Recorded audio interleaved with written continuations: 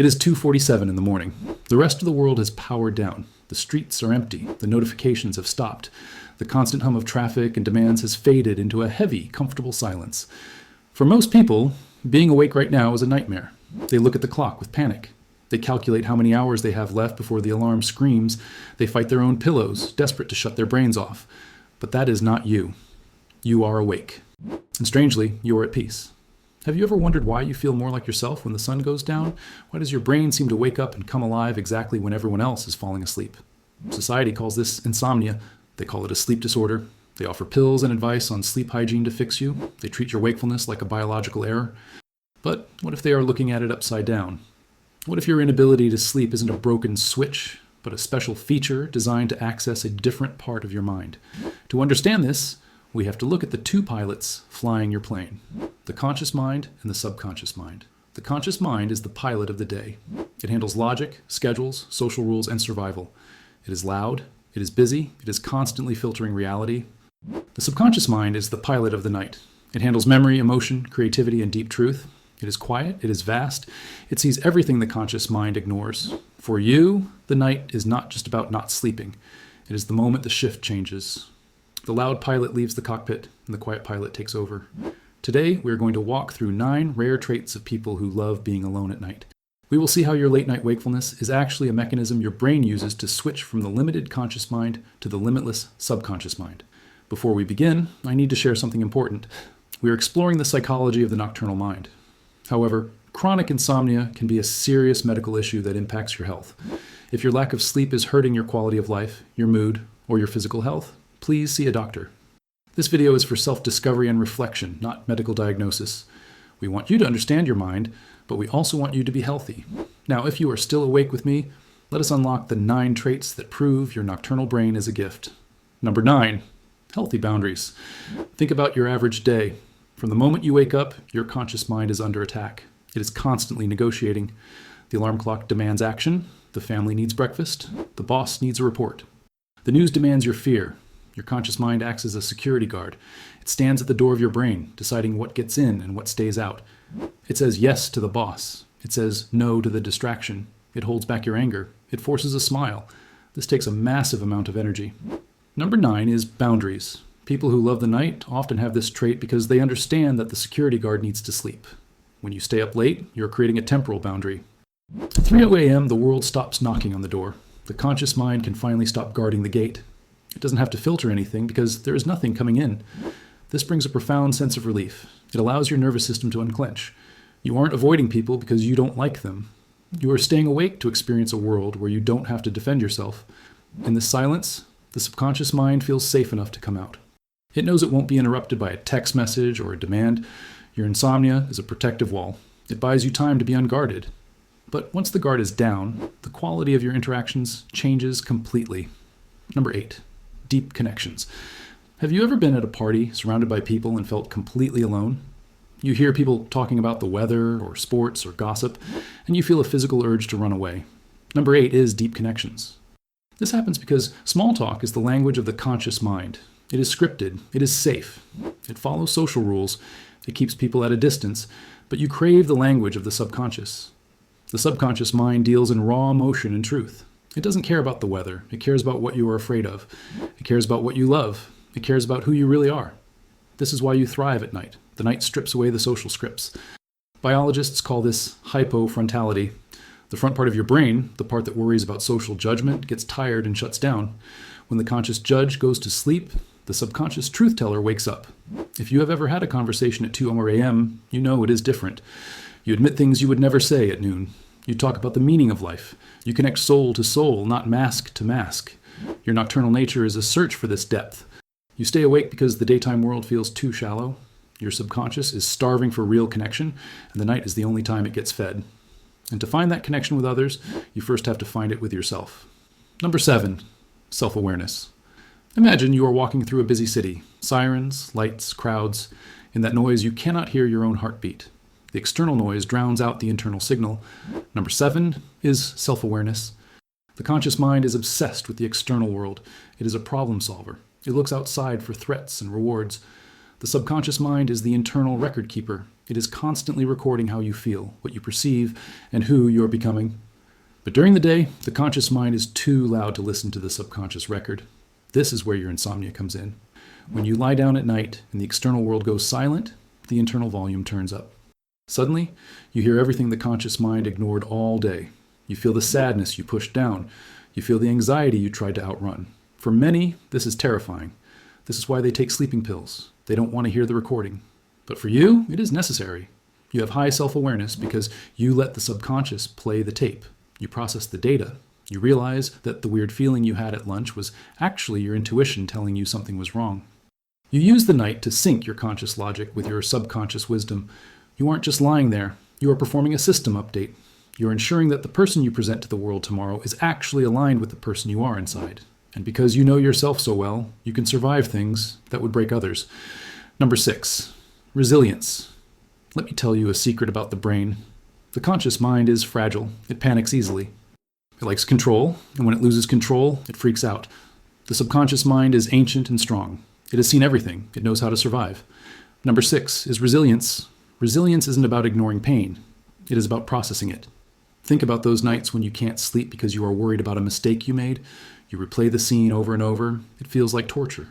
But biologically, this is your brain doing emotional digestion. During the day, the conscious mind just experienced the shock. It didn't have time to understand it. At night, the subconscious mind takes that memory and turns it over and over. It is stripping the sharp edges off the fear. It is filing the memory away from the short-term danger center to the long-term wisdom center. Your insomnia is often just your subconscious refusing to let you sleep until you have learned the lesson. By the morning, you might be tired, but you are usually calm. You have resolved the conflict internally. You have faced the darkness. This builds a deep, quiet confidence. You know that no matter what happens during the day, you have the mental machinery at night to handle it. You don't need the world to validate you because you have already validated yourself. Number 5, independence. There's a big difference between being lonely and being alone. Loneliness is the conscious mind saying, I need other people to feel safe. Solitude is the subconscious mind saying, I am enough. Number 5 is independence. Society operates on a herd mentality. Wake up at 7, eat at noon, sleep at 10. This is the rhythm of the collective conscious. It keeps the factory running. When you are a night owl, you step out of that rhythm. You live in the margins. This forces a separation from the ego. The ego is the part of the conscious mind that cares about status, likes, and approval. But at 4 a.m., there is no status. There is no audience. The ego has nothing to do, so it goes to sleep. What is left is your true self, the independent self. You learn to trust your own judgment because there is no one else to ask. You learn to enjoy things simply because they resonate with your subconscious, not because they are trendy. This makes you a dangerous thinker in the best way. You don't just accept what you're told. You process it through your own internal logic in the quiet hours. You're not easily swayed by peer pressure because you spend half your life in a world where peers don't exist. Your insomnia is an act of rebellion. It is your subconscious claiming time that belongs only to you. But this independence doesn't make you cold. It actually opens you up to feeling everything more deeply. Number 4, empathy. Have you ever walked into a room and instantly known 2 people were fighting, even though they were smiling? Or felt someone's sadness so hard it felt like your own? Number 4 is empathy. Empathy is the subconscious mind's ability to read energy. The conscious mind listens to words. It hears, I'm fine, and it believes it. The subconscious mind reads micro-expressions, tone of voice and body language. It screams, they are lying, they are hurting. People who are awake at night are often highly sensitive empaths. During the day, your subconscious is like a sponge. It absorbs the stress of your commute, the anger of your boss, the anxiety of your partner. It soaks it all up without you realizing it. By the end of the day, you are saturated. If you went straight to sleep, that emotional data would get stuck. Your wakefulness is the wringing out of the sponge. You need the silence to separate your feelings from everyone else's feelings. You lie there and realize, wait, I am not angry. I absorbed that anger from my coworker. This nightly processing allows you to reset. It allows you to be kind again tomorrow. Without this time, you would burn out. Your insomnia is a mechanism of emotional survival. It protects your heart by giving you time to clean it. And because you feel so much, you are willing to let your mind go places others wouldn't dare. Number 3, openness. Imagine your mind is a house. The conscious mind is the parent who locks the doors and closes the blinds. It wants safety. It rejects strange ideas. It says that is impossible. The subconscious mind is the child who wants to explore the basement and the attic. It says, but what if? Number 3 is openness. At night, the parent goes to sleep. The restrictive logic of the conscious mind fades away. This is why the internet at night is a different place.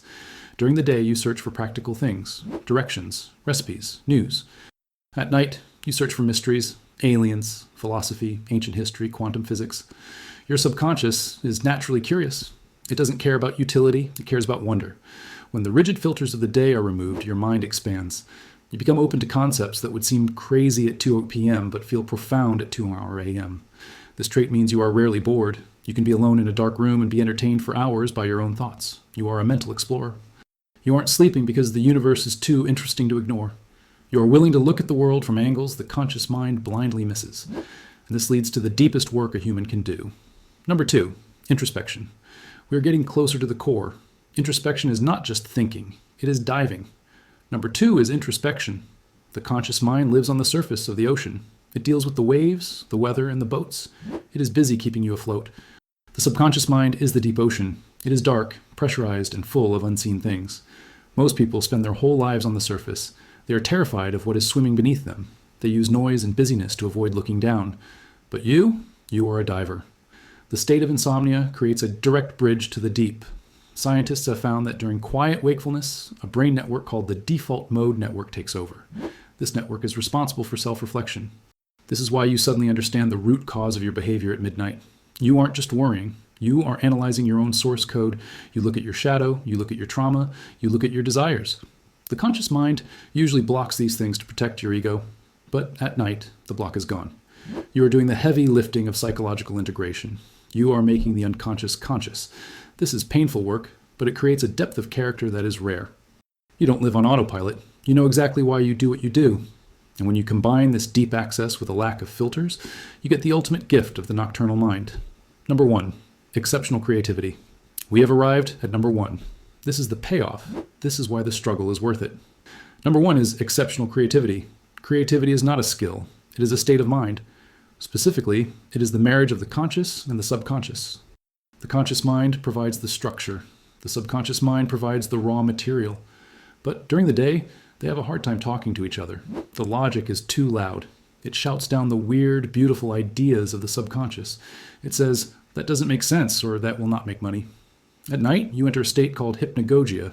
It is the borderland. It is the fuzzy state between being awake and being asleep. In this state, the barrier dissolves. The conscious mind is too tired to judge, but still awake enough to observe. The subconscious mind is free to toss up images, symbols, and connections. This is the sweet spot of genius. This is why you can stare at a problem for 8 hours at work and get nowhere. But then, at 1 a.m., while staring at the ceiling, the solution just appears. It floats up from the deep.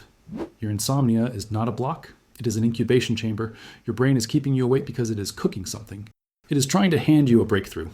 Writers, musicians, and inventors have known this for centuries. The night is the studio. You're not just tossing and turning, you're creating. You're downloading ideas from the subconscious that the rest of the world is too busy to hear. Conclusion. So, the next time you find yourself awake at 3 a.m., do not fight it. Do not look at the clock with anger. Realize what is happening.